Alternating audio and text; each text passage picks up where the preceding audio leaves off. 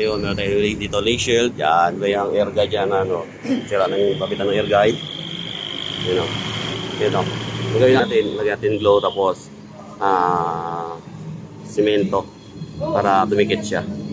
Tara. Ayan, napino tayo ng simento.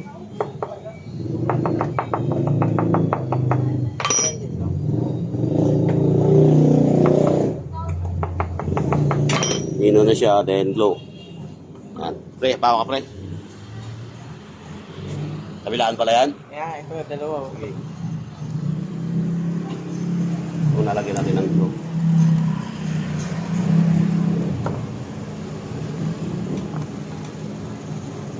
Glow, yan.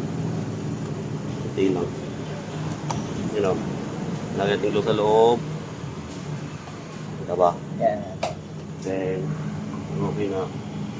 Pudwaran na agad ng pinong simento. Pwede rin kusot kung meron kayo. Kung madalas kong ginagamit yung simento na lang na pino kasi yun lang meron ako dito eh. Kahit saan ko pwede ko makuha eh. Kusot, wala makuha ang kusot. Yan. Ulit. Ipaglo lang ilalagay mo dyan. Ganyan. Hindi matanggal.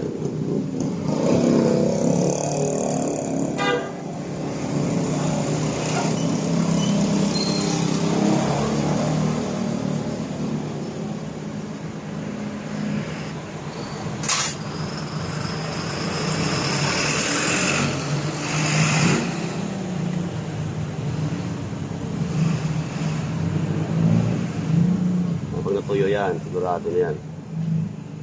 Hindi ba yan?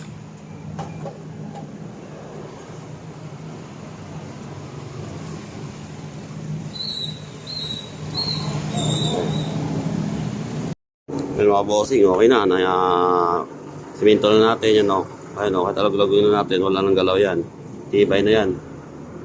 Yan. Kasi kung punglo lang talagay mo dyan, hindi yan siya titibay, tatanggal ulit. Kaya dapat haluan mo simento or kusot.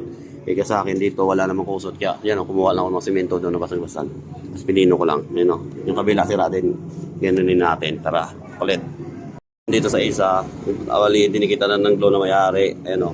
Tanggalan din ulit. Kaya hindi tatagal yan pag glow. Hindi matibay. Kaya dapat haluan mo siya ng mga simento or kusot.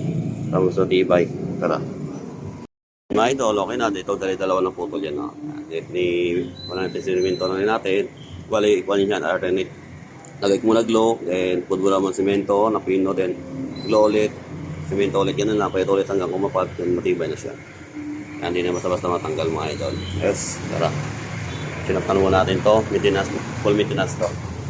Yung dala natin para tumuyo agad. Yes.